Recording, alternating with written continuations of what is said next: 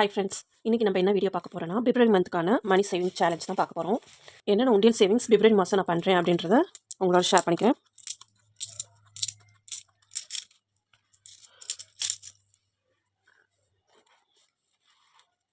என் voice கொஞ்சம் சரியில்லை, என்னால் பேசவே முடியல. இருந்தாலும் சேலஞ்சை ஸ்டார்ட் பண்ணணுமே அப்படின்றதுக்காக நான் இப்போ வீடியோ கொடுக்குறேன். கொஞ்சம் அட்ஜஸ்ட் பண்ணிக்கோங்க. வாங்க, இன்றைக்கி என்னென்ன மணி சேவிங் சேலஞ்ச் நான் பண்ணுறேன் அப்படின்றத உங்களோட சொல்லிக்கிறேன். இன்றைக்கி வந்து பிப்ரவரி 4, இன்றைக்கி தான் ஸ்டார்ட் பண்ணுறேன் சேலஞ்சே. இந்த மந்த் பிப்ரவரி நம்ம என்ன உண்டியல் சேவிங்ஸ் பண்ண போகிறோம் அப்படின்னு பார்க்குறதுக்கு முன்னாடி நம்ம ஜனவரி மந்த் வந்து ஒரு 3 மணி சேவிங் சேலஞ்ச் எடுத்து பண்ணோம். கேலண்டர் சேமிப்பு, 100 ரூபி சேலஞ்ச், 10 ரூபி சேலஞ்ச் முடிச்சாச்சு.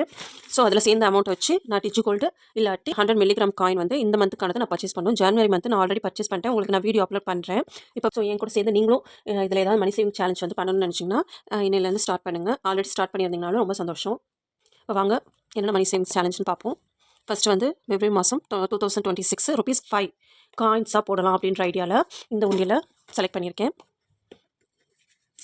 ஸோ இந்த மந்த்து வந்து 5 ரூபி காயின் இதில் போடலான்னு இருக்கேன். ஸோ வாங்க ஃபஸ்ட்டு 5 ரூபி காயின்ஸாக போட்டுருவோம்.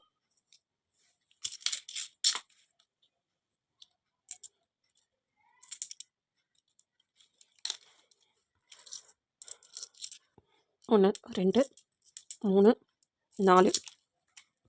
இன்றைக்கி பிப்ரவரி 4ன்றனால 1, 2, 3, 4.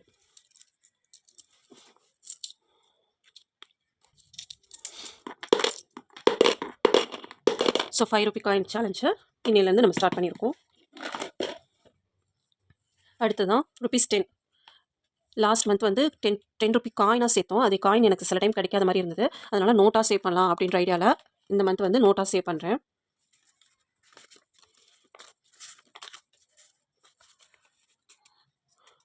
இந்த 10 ருபீஸ் நோட் சேலஞ்சுக்காக நான் இந்த உண்டியல் தான் செலக்ட் பண்ணியிருக்கேன். இந்த உண்டியல் வந்து எங்கள் ஹஸ்பண்டோட உண்டியல். அவர் எதுவுமே சேவிங்ஸ் பண்ணலை, அதனால் நான் இப்போ இதை எடுத்து 10 ரூபி இந்த மந்த் போட போகிறேன்.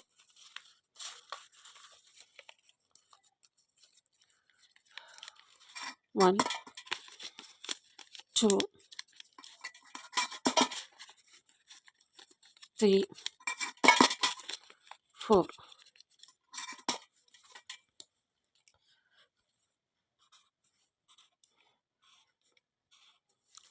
இன்றைக்கி 4ஆம் தேதி, ஸோ அதனால் 4ஆம் தேதி வரைக்கும் அடிச்சாச்சு. இப்போ நம்ம 2வது சேவிங்ஸும் இந்த மந்த்துக்கானது செகண்ட் சேலஞ்சும் ஸ்டார்ட் பண்ணியாச்சு. அடுத்ததாக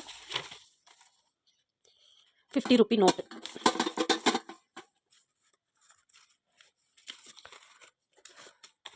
ஒரு 4 நோட்டு எடுத்து வச்சுருக்கேன்.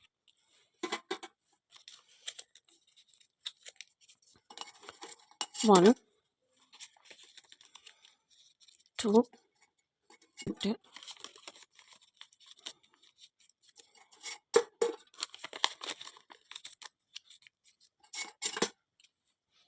ஸோ 4 நோட்டு போட்டாச்சு. 1, 2, 3, 4. 50 ரூபி நோட்டு சேலஞ்சு ஸ்டார்ட் பண்ணியாச்சு. அடுத்து 100 ரூபி நோட்டு.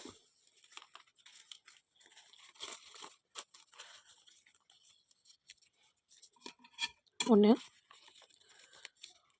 2, 3, 4.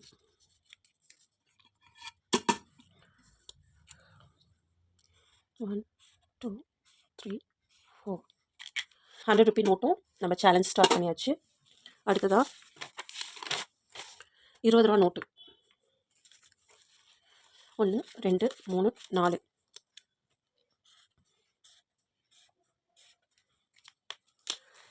இதுக்கு உண்டியல் எதுவும் இல்லை, நான் அதனால் இந்த பர்ஸை யூஸ் பண்ணிக்கிறேன். இந்த மந்த் ஃபுல்லாக 20 ரூபா நோட்டை நம்ம இந்த பர்ஸில் தான் சேர்த்து வைக்க போகிறோம். இந்த 5 விதமான சேவிங்ஸ் தான் இந்த மந்த் பண்ண போகிறேன். 5 ரூபா காயின், 10 ரூபா நோட்டு, 50 ரூபா நோட்டு, 100 ரூபா நோட்டு, 20 ரூபா நோட்டு. சரிங்களா? இது இல்லாமல் இது வந்து பிப்ரவரி மந்த்துக்கான சேவிங்ஸ் மட்டும். பட் இது வந்து இந்த சில்லற காயின்ஸ் உண்டியல்ஸ் வந்து சில்லற காயின்ஸ்லாம் சேர்க்கறத பற்றி நான் வீடியோ ஆல்ரெடி போட்டிருக்கேன்.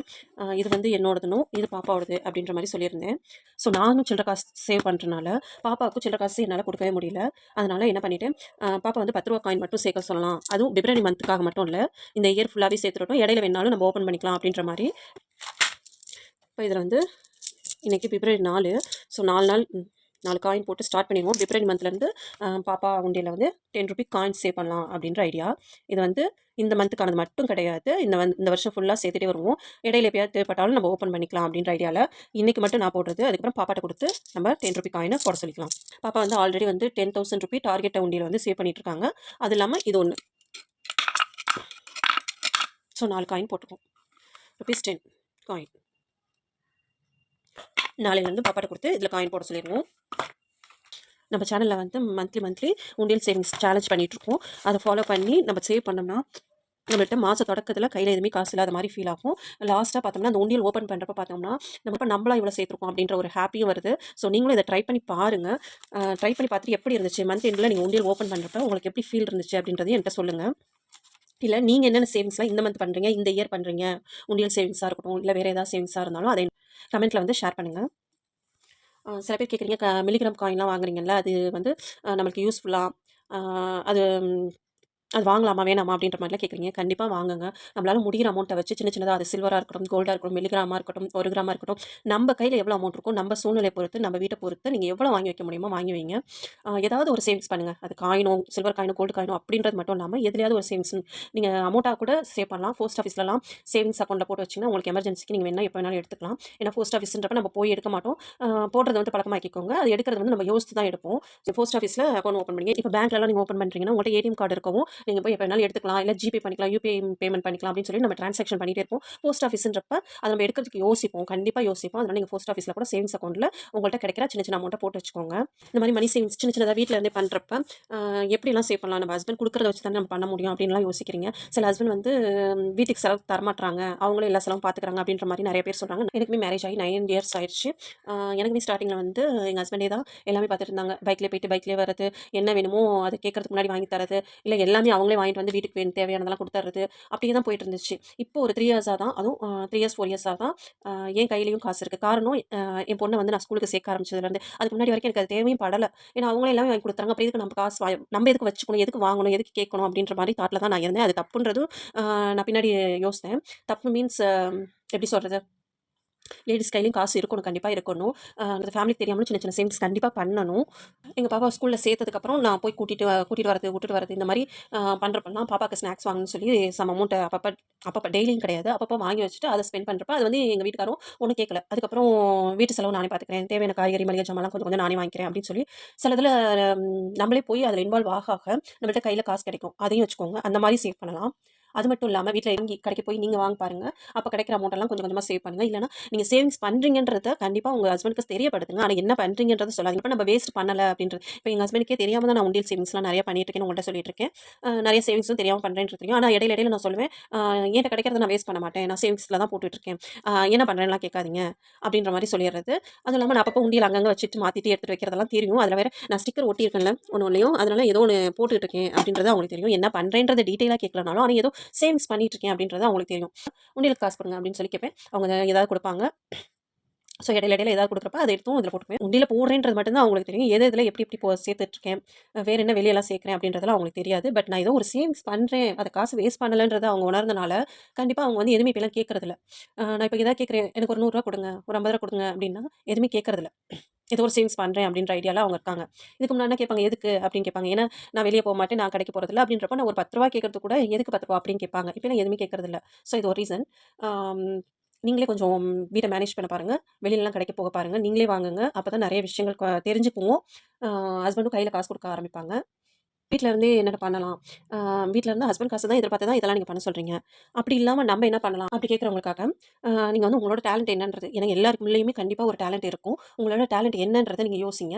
அதை வச்சு எப்படிலாம் இப்போ நிறைய சோஷியல் மீடியாஸ் வந்துருச்சு, வாட்ஸ்அப், இன்ஸ்டாகிராம், இந்த மாதிரி எதுலையாவது ஒன்றில் வந்து நீங்கள் ஃபோட்டோஸ், வீடியோஸ் நீங்கள் எதில் டேலண்ட்டாக இருக்கீங்களோ அது ரிலேட்டடாக நீங்கள் ப்ராடக்ட்டை சேல் பண்ண பாருங்கள். நல்ல குவாலிட்டியாகவும் கொஞ்சம் லோ ப்ரைஸ் வச்சு சேல் பண்ண பாருங்கள். இந்த மாதிரி எதாவது பண்ணலாம். அதை பற்றி நிறைய ரெஃபர் பண்ணிவிட்டு அதுக்கப்புறம் ஸ்டார்ட் பண்ணுங்கள். சின்ன சின்ன விஷயங்களையும் அப்சர்வ் பண்ணுங்கள். மற்றவங்கள்ட்ட வந்து தெரிஞ்சுக்கோங்க, பார்த்து தெரிஞ்சுக்கோங்க, கற்றுக்கோங்க. அதை வந்து அப்படியே கொண்டு போங்க. இல்லை என்னாலலாம் அதெல்லாம் பண்ண முடியாது, சோஷியல் மீடியா, வாட்ஸ்அப்பு, இன்ஸ்டாகிராம்லாம் பண்ண முடியாது அப்படின்றவங்க வந்து நீங்கள் வந்து டிகிரி முடிச்சிருக்கீங்க, இல்லை நல்லா வந்து எதுலையாவது ஒரு சப்ஜெக்ட்டில் டேலண்ட்டாக இருக்கீங்க அப்படின்னா டியூஷன் எடுங்க. ஈவினிங் 2 ஹவர்ஸ் தான், டெய்லியும் ஒரு 2 ஹவர்ஸ் ஸ்பெண்ட் பண்ணுங்கள் போதும். அதுவே உங்களுக்கு ஒரு 10 பிள்ளைங்களுக்கு எடுத்திங்கனாவே ஒரு அமௌண்ட் வந்துடும்.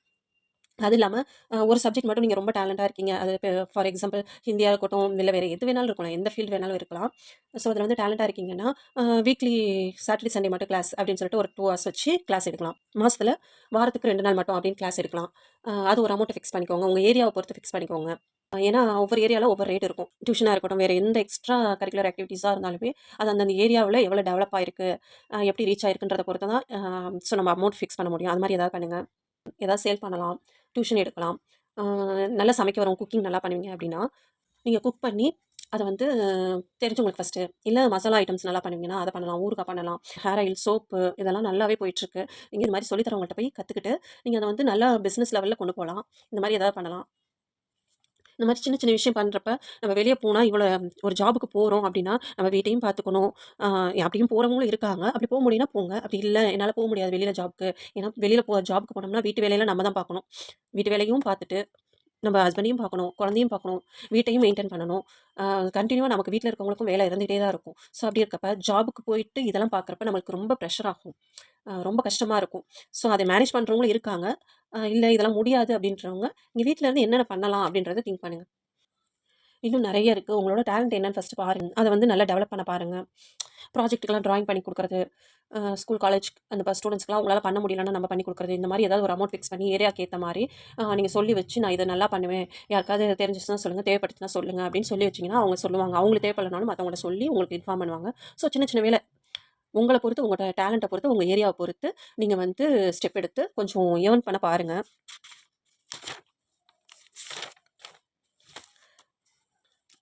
இன்னைக்கான சேவிங்ஸ் சேலஞ்ச் ஸ்டார்ட் பண்ணியாச்சு.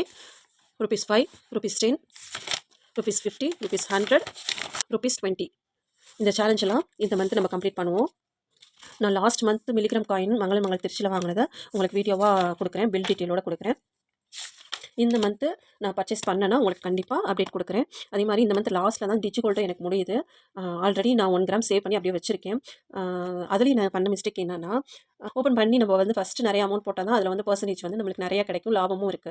பட் வந்து அப்போதைக்கு என்னால போடவே முடிய மாட்டேங்குது. முடியிறப்ப தான் நெறைய டக்குன்னு போட்டு க்ளோஸ் பண்ற மாரி சூழ்நிலை அமையுது. அதே மாரி தான் திருச்சி மங்கல மந்த்லி சிப் பே பண்ணிட்டுருக்கேன். அதுவுமே வந்து எங்க ஹஸ்பண்ட் தான் பண்ணிட்டுருக்காரு அது. அது வந்து லாஸ்ட் டேட் கொண்டு போயிருவாங்க. லாஸ்ட் வீக் மந்தோட லாஸ்ட் வீக் எப்போதுமே மந்த் ஸ்டார்ட்டிங்ல வந்து கம்மியான அமௌண்ட்ல இருக்கும் கோல்ட் ரேட்டு.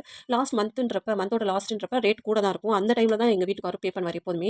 அத அடிச்சு புடிச்சு நம்ம லாஸ்ட்டா போய் பே பண்றதுனால கோல்ட் ரேட்டும் இன்க்ரீஸ் ஆகும். அதோட நம்ம சேர்க்கிற கோல்டோட கிராம்ஸும் கம்மியாயிட்டே வருது. ஸோ இந்த 2 தப்பையும் நெக்ஸ்ட்டு நம்ம ஸ்டார்ட் பண்றப்ப பண்ணக்கூடாது அப்படின்றதுல இருக்கேன். ஸோ நான் ஃபாலோ பண்ணிக்கிறேன். நெக்ஸ்ட் டிஜிகோல்டு எதில போடுறேன்றதையும் நான் உங்களுக்கு சொல்றேன். நெக்ஸ்ட்டு மங்கள் சிட்டு முடிஞ்சு 1 மந்த் கழிச்சு தான் வாங்க முடியும் அப்படின்னு புது ரூல்ஸ் கொண்டு வந்திருக்காங்க. ஸோ அதனால 1 மந்த் வெயிட் பண்ணிட்டு நான் வாங்குறப்ப உங்களுக்கு அதையும் அப்டேட் குடுக்குறேன். அட்சய தங்க நகை சேமிப்பு திட்டத்தில தான் சேர்ந்திருந்தேன். இந்த மந்த் பே பண்ணி ஜனவரி மந்தோட நம்மளுக்கு முடிஞ்சிருச்சு. ஜனவரி பே பண்ணி முடிச்சாச்சு. ஸோ பாருங்க 14 மாசம் ஆன்லைன்ல 15வது மாசம் கட்டியாச்சு. ஸோ என்ட்ரி போடணும். 1 மந்த் வெயிட் பண்ணிட்டு நான் என்ன வாங்க போறேன் அப்படின்ற அப்டேட்டையும் உங்களுக்கு குடுக்குறேன். ஆல்ரெடி சீட்டு போட்டுட்டு இருக்கவங்க கோல்ட்ல வர வைக்கிறவங்கலாம் கண்டிப்பா ரேட் குறையிற அன்னைக்கு போய் பே பண்ணிட்டு தான் கோல்ட்ல வர வைப்போம். நான் எப்பவுமே பாருங்க டேட்ட பாருங்க. 27, 26 அது மட்டும் தான் முன்னாடி. 31, 31, 27, 31, 30, 31, 30, 30, 30, 31. எப்போதுமே மந்த் லாஸ்ட் டேட் தான் நாங்க பே பண்ணுவோம். அது வந்து கோல்ட் ரேட் வந்து கண்டிப்பா ஹைக்கு போயிருது. கூட போறனால அப்படியே மில்லிகிராம் கம்மியாயிட்டே வந்திருக்கு பாருங்க. First 679, 706, 703, 647 milligram.